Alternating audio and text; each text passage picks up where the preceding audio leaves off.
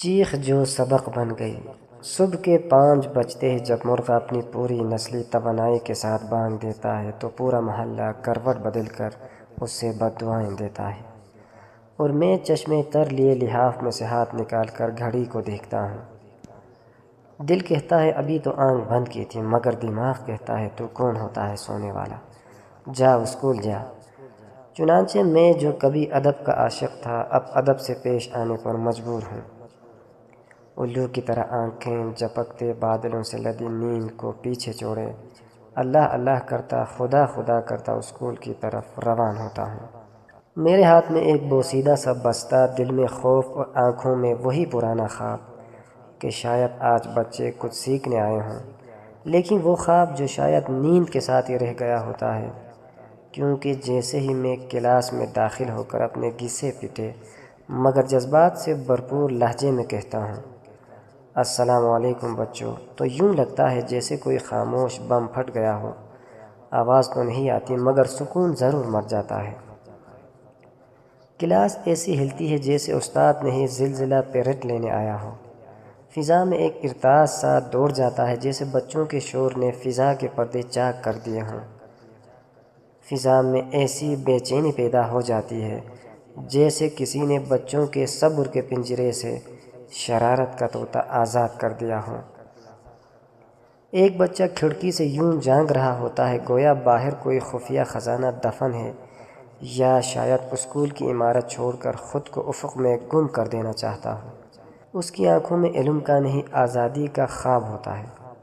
دوسرا بڑی فنکاری سے اپنے ہم جماعت کی جیب میں ہاتھ ڈالے ہوتا ہے جیسے اسکول میں نہیں کسی پرانے لاہور کے بازار میں جیب تراشی کا تربیتی کورس چل رہا ہو۔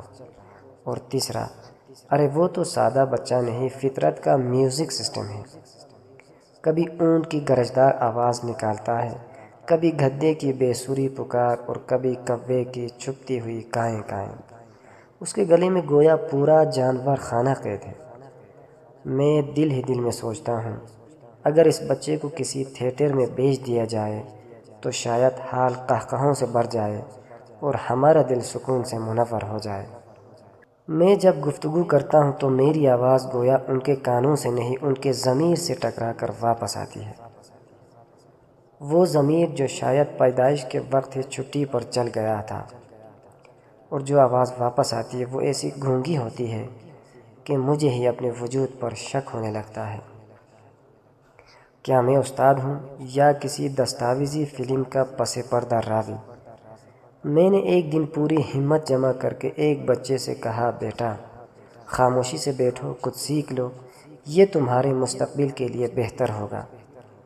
وہ بڑی معصومیت سے بولا سر ہم تو روز یہی دعا کرتے ہیں کہ آپ کا ماضی واپس آ جائے۔ میں تو ایسا نالائق بچہ نہیں تھا۔ اب آپ ہی بتائیے، جہاں بچے استاد کے ماضی کی واپسی کی دعا مانگ رہے ہوں وہاں تعلیم کیسے ہو؟ کبھی کبھی تو مجھے شک ہوتا ہے کہ یہ سب بچے نہیں سازش ہیں۔ میری دماغی صحت صبر اور زبان کی فصاحت کے خلاف ایک عالمی سازش ہے، اور ستم بلائے ستم۔ ہمارے اسکول میں مارنا منع، ڈانٹنا منع، یہاں تک کہ غصہ کرنا بھی ایک جرم ہے۔ تو میں کیا کروں؟ خود کو ان کے ساتھ بچہ سمجھ کر انہی کی طرح کونے میں جا کر بیٹھ جاؤں، یا اقوام متحدہ سے تحفظ کی درخواست دوں، یا پھر کلاس میں اذان دے کر صبر کی نماز پڑھوں؟ میں اکثر سوچتا ہوں اگر سقراط ہمارے اسکول میں ہوتا تو زہر کا پیالہ خود نہ پیتا، ان بچوں کے ہاتھ میں دے دیتا اور کہتا لو بچوں یہ پیو اور مجھے معاف کرو۔ ایک دن لیکچر کے دوران میں نے کہا بچوں نیوٹن کا پہلا قانون کیا ہے؟ ایک بچہ کھڑا ہوا اور بڑے ادب سے بولا سر وہی کہ ہم جب تک ہلائے نہ جائیں خود سے ہلنے کا نام نہیں لیتے۔ میں نے بھی دل ہی دل میں کہا واہ میرے سائنسدان، نیوٹن بھی تمہیں دیکھتا تو درخت سے سیب کے بجائے خود ہی گر جاتا۔ اور یہ گفتگو بس شروعات ہوتی ہے۔ دوران کلاس ایک بچہ چپکے سے اٹھتا ہے، پھر دوسرے کی کرسی پیچھے کھینچتا ہے تو وہ دھڑام سے گرتا ہے، اور پھر پورے کمرے میں قہقہے ایسے گونجتے ہیں جیسے کسی کامیڈی شو کی لائیو ریکارڈنگ ہو رہی ہو۔ پچھلے دنوں ایک بچے نے مجھ سے کہا، سر آپ کا لیکچر بہت بورنگ ہے۔ میں نے کہا، بیٹا تمہارا وجود ہی میری بوریت کی معراج ہے۔ وہ ہنس کر بولا، سر آپ تو ہمارے جیسے لگنے لگے ہو۔ بس وہ دن ہے اور آج کا دن میں نے آئینے میں خود کو دیکھنا چھوڑ دیا ہے۔ جب بھی میں بچوں سے کہتا ہوں بیٹا کتاب نکالو، آج کا سبق شروع کرتے ہیں، تو یوں گھبرا کر ادھر ادھر دیکھتے ہیں جیسے میں نے کتاب نہیں کوئی خفیہ ہتھیار نکالنے کو کہا ہو۔ پھر بڑے ادب، بڑے وقار اور معصومیت سے لبریز لہجے میں وہ جواب آتا ہے جس نے میرے اعصاب کا بندھن کئی بار کھولا ہے، سر آج بھول گیا، کل پکا لے آؤں گا۔ یہ کل ایک ایسا خیالی جزیرہ ہے جہاں نہ کبھی کتاب پھونچی، نہ کاپی اور نہ قلم، صرف وعدے کے کچھ سائے ہیں اور ندامت کی کچھ دھندلی سی پرچھائیاں۔ اور کبھی جب میں کہتا ہوں کاپی دکھاؤ تو بچہ ایسے اٹھتا ہے جیسے کسی جاسوسی مشن پر بھیجا جا رہا ہو۔ وہ فوراً دوسرے بچے کے بستے یا میز میں جھانکنے لگتا ہے، گویا وہ جانتا ہو کہ اس کی اپنی کاپی تو شاید ابھی چھاپی بھی نہیں گئی، لیکن دوست کی کاپی میں قسمت ضرور چھپی ہوگی۔ پڑھائی کا عالم یہ ہے کہ میری آواز ان کے کانوں سے ٹکرا کر کسی کھنڈر میں گم ہو جاتی ہے۔ میں پڑھاتا ہوں وہ سنتے نہیں، میں دہراتا ہوں وہ سنتے ہیں مگر سمجھتے نہیں۔